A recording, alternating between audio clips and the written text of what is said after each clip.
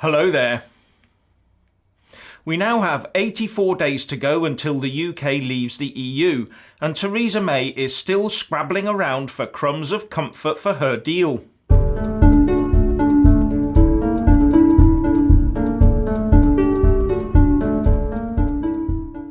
Theresa May now has less than 2 weeks to go to the crunch so-called meaningful vote on her Brexit deal and has been doing all she can to garner support for it. And The Guardian says that she is once again going to be picking up the telephone to call her EU 27 counterparts in the forlorn hope of getting some assurance on the temporary nature of the Irish backstop, however little that she can present to MPs next week to save her deal from certain extinction. But the DUP, on whom she relies for support to stay in power, has just neatly pulled the rug out from under her by confirming that they still plan to vote her deal down. Speaking on the BBC Today programme, DUP MP Sammy Wilson said that there was no way that his party could support the PM's deal as, because of the backstop provision, it treated Northern Ireland like a third country. Without some radical rewrite of the deal then, it looks like she's lost the DUP for good on this one, especially as the DUP says it is relaxed about the UK leaving the EU on WTO terms. So one assumes that she will now be looking to her own MPs being pressurised by their constituents into voting en masse for her proposals. But just look at this.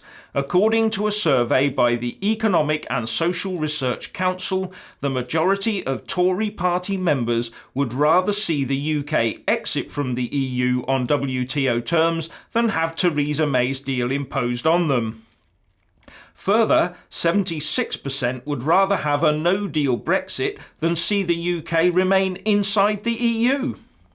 The research, which was run from Queen Mary University of London and Sussex University, shows how little support the PM's deal has amongst Conservative grassroots. When 1,215 Tory party respondents were asked in a three-way question whether they wanted to leave the EU with no deal, or leave with Theresa May's deal, or remain in the EU, the numbers came out as follows. No deal, 57%. Theresa May's deal, 23%. Stay in the EU, 15%. So that's a stonking win for leave with no deal in a three-horse race. Further, when given a straight choice between leaving with no deal or taking Theresa May's deal, the results were no deal 64%, Theresa May's deal 29%.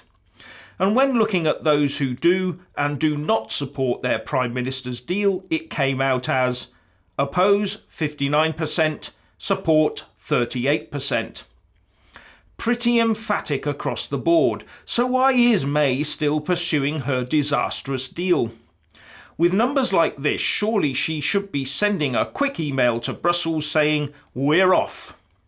After all, there is no way that these party members will be writing to their MPs to support the PM's deal, is there? In fact, they'll be demanding just the opposite. So why are so many Tory MPs still serving in her government? Which to me signals that they support her deal and are planning to vote for it in about a fortnight's time. And what are those we once thought of as Brexiteers up to? You know, the likes of Fox, Leadsom and Gove. What are they thinking? Worse still, it is reported that Mrs May will keep on having meaningful votes on her Brexit deal until she gets the result she wants. Sounds like she's been taking lessons from the Eurocrats on how to win votes, doesn't it?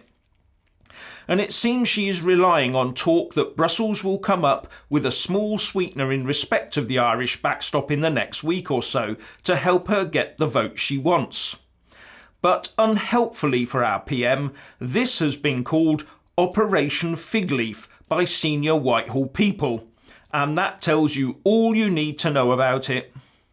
Commenting on this, the UKIP leader Gerard Batten said, Mrs May can't even sell her dismal deal to her party members, let alone the rest of the country.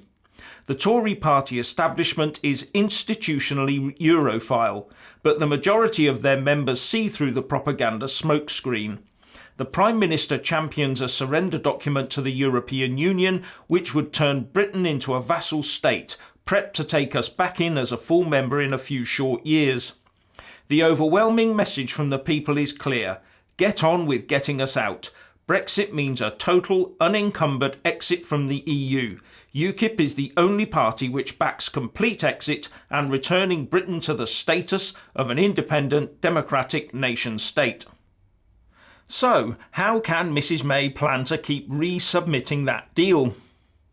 Well, I had a quick look online and found a House of Commons briefing paper on Parliament's role in ratifying treaties. And, as long as different rules don't apply to this particular treaty, then it seems that as long as a treaty is government policy, the government can keep resubmitting it, and all that Parliament can do is block it for 21 days at a time. The briefing paper says that this can continue indefinitely, in effect giving the Commons the power to block ratification. But the good news here is that there are not that many 21-day periods to the 29th of March, are there?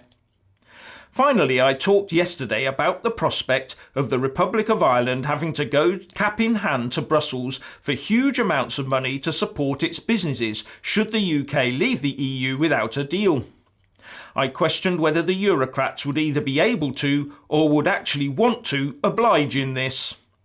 But it could be worse than that for the Republic, as it has just recorded its first budget surplus since the financial crash. But this has relied heavily on corporation tax receipts. And the Eurocrats are now pushing ahead with plans to cut down on vetoes that member states can use in certain policy areas, and this includes, you guessed it, tax.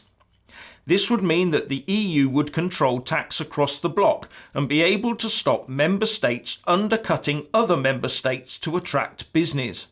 It's all about that single market level playing field. Well, actually, it's all about centralising control to Brussels, really.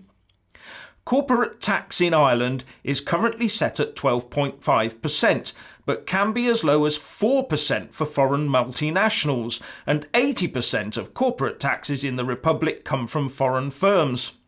So any harmonisation could well take firms out of Ireland and, if required, onto the EU mainland into a handier, more central location. All I can say is, ouch! Well, please let us all know what you think by leaving a comment below, and thank you for watching.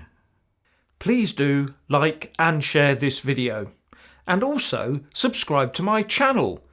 And when subscribing, please do remember to press on the little bell next to the subscribe button. That way you'll get an alert every single time I put up a new video. Thank you very much for watching.